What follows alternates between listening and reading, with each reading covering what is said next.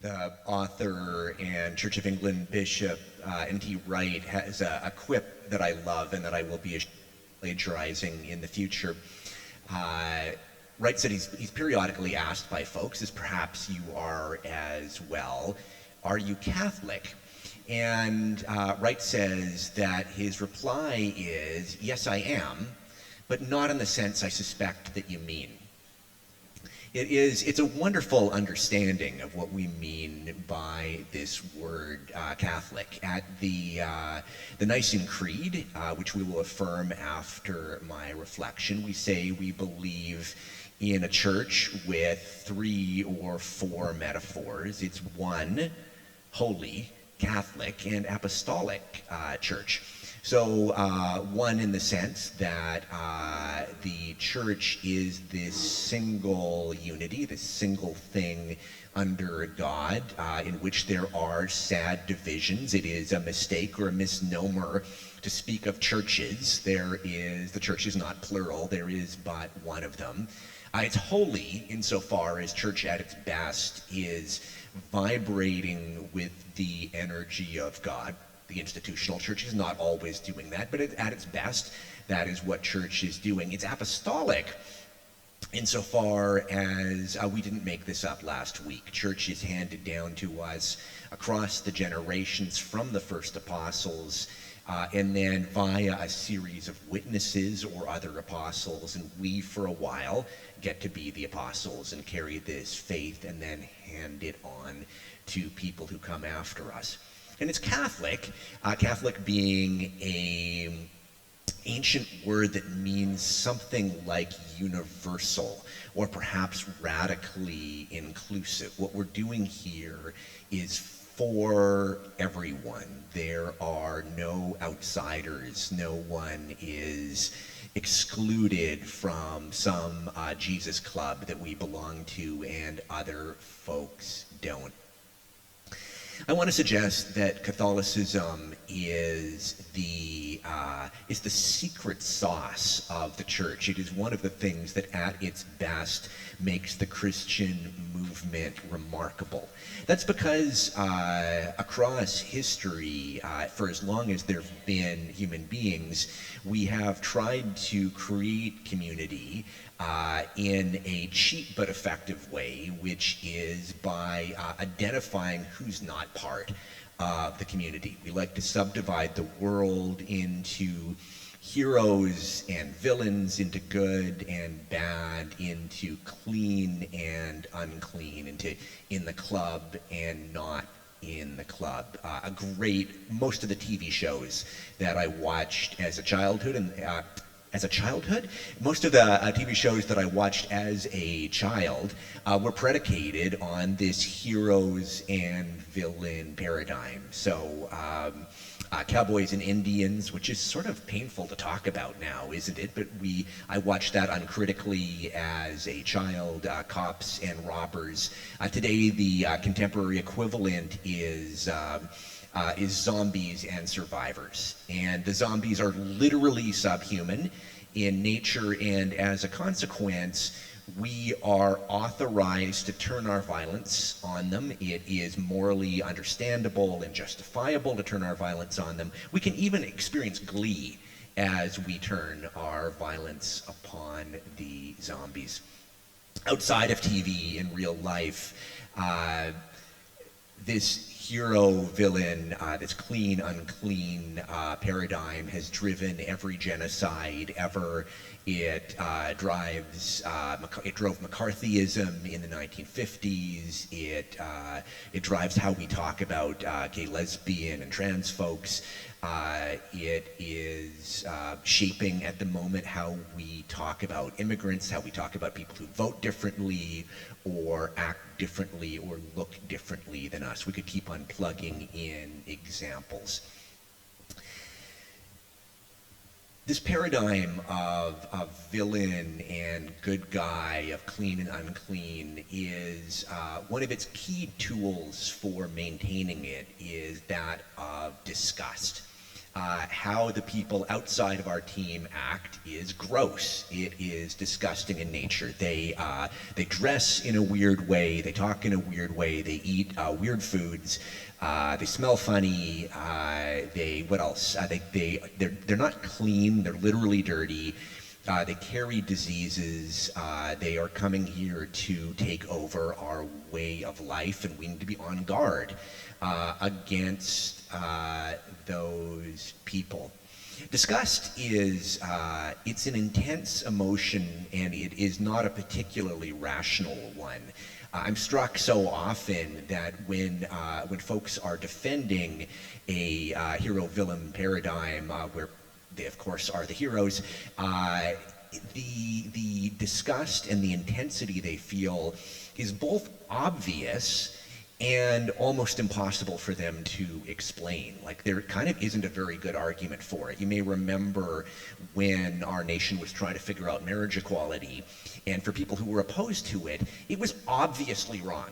It was obviously wrong that two men could get married.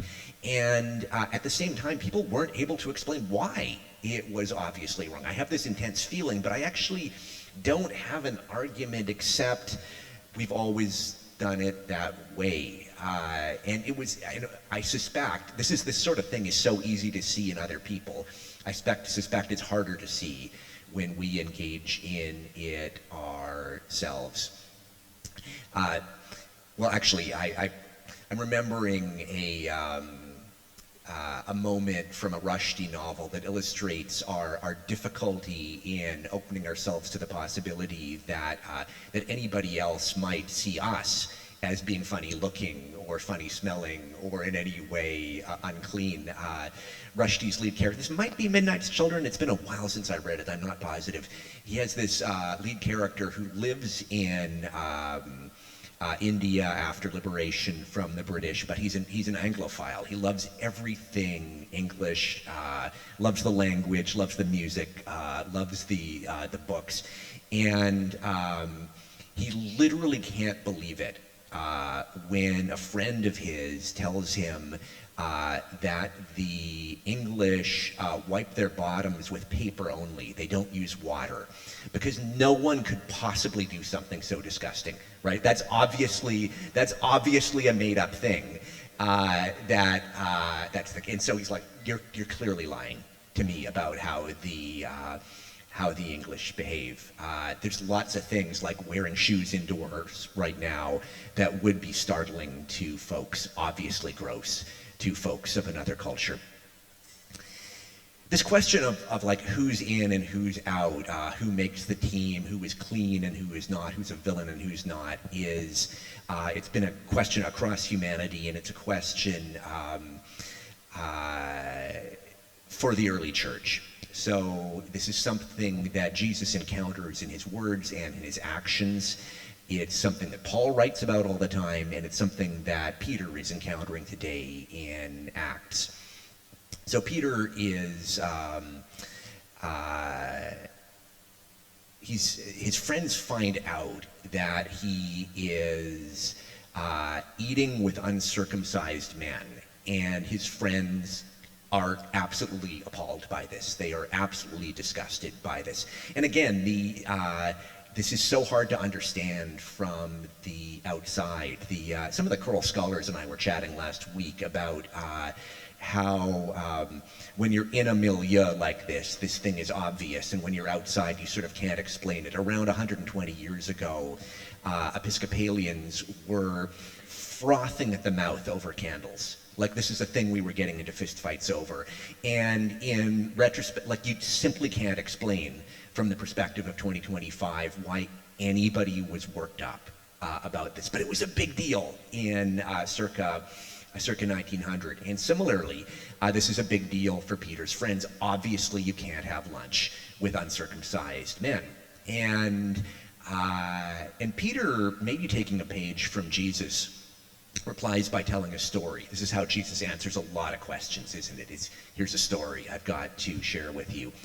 And he tells a story of this vision he had. He has this vision of a picnic blanket descending, or maybe it's a tablecloth, and on it are the creatures that make up every carnivorous diet ever. So if we were to set this story in contemporary Portland, on the tablecloth would be like a steer and a chicken. What are other sort of other common meats? I guess those are the kind of big ones for us. But also on the tablecloth are grasshoppers, which there are cultures that would be a very common source of protein. And there's scorpions. There's cultures where a scorpion would be a common source of protein. And Peter looks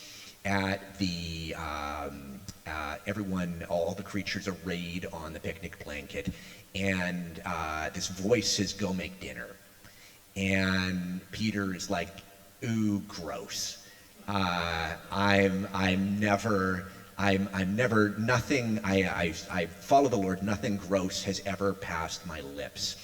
And this voice says, "Don't call anything gross that God has made. God does not make junk."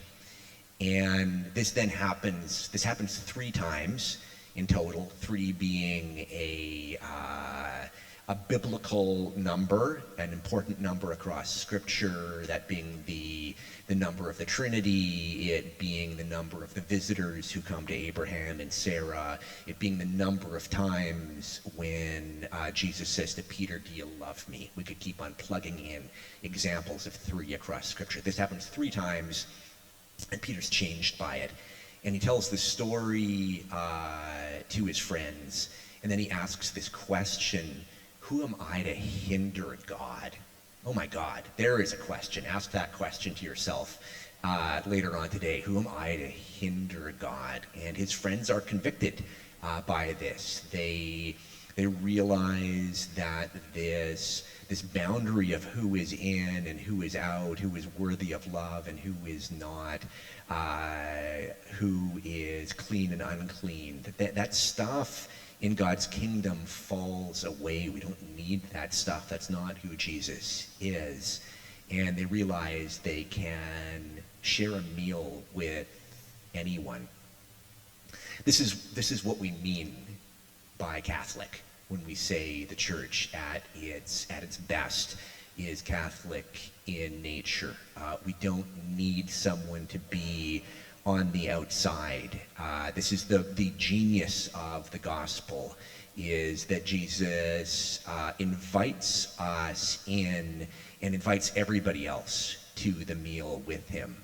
There are no villains, there are no outsiders, there are no unclean, there are no dirty foreigners who are not invited to be part of the kingdom. Jesus says you don't need a scapegoat, and indeed, Jesus himself becomes the scapegoat. He becomes on the cross the villain or the outsider or the one on whom society puts its violence, and in so doing reveals the brokenness of that way of being. God himself becomes the outsider and reveals that God is with the outsiders, and therefore there need be no outsiders at all. I've heard of a few Episcopal churches that have altered the creed, and instead of saying Catholic, have taken to saying universal. We believe in one holy, universal, and apostolic church. And I guess I understand the impulse behind that. The idea is it's maybe clearer, more obvious than Catholic. But I'm not a fan of that edit for at least a couple of reasons. The first is I don't want to give up on the words of the church. I think if the words of the church are being used in a way that's not awesome, let's take them back rather than ceding them. So if the word evangelism has been used destructively, then let's use the word evangelism well, as opposed to just saying we can no longer talk about being evangelists or discipleship or whatever. I think let's use the word Catholic in the most generous and loving and expansive way. The other reason that I don't really love this change is I think it itself is, ironically enough, an example of engaging in a team sport. We don't want to use those people's names. We'll use the good name. And that actually kind of subverts the very idea of universality of Catholicism. If this church belongs to everyone, then saying we can't use the name used by those dodgy others is really contradictory to who Jesus invites us to be. This is the scandal of the beautiful scandal of the cross. It's the beautiful scandal of the meals offered by Jesus. Everybody is invited. The tax collectors, right? The collaborators with empire are right beside the prostitutes, beside the poor, beside the cast out. In modern language, we might say we've got the drag queen and the guy in the MAGA hat looking at each other awkwardly. They've been seated together at the wedding banquet. How hard is that to imagine a kingdom that looks like that? This is what this vision of Peter invites us into this beautifully Catholic, and how hard is this hard Catholic church. We can have insiders and outsiders if we want, and a lot of time I want that. It's the work of a lifetime to put away this villain and hero paradigm, because there's something so seductive and satisfying about it. But I think if we put it down, we discover something wonderful and joyous and free. We discover that Jesus has invited us to this meal. There's this picnic blanket with everybody's food on it, and none of it's disgusting. It is all tasty and wonderful and abundant. It is this party, and everyone is invited to the feast.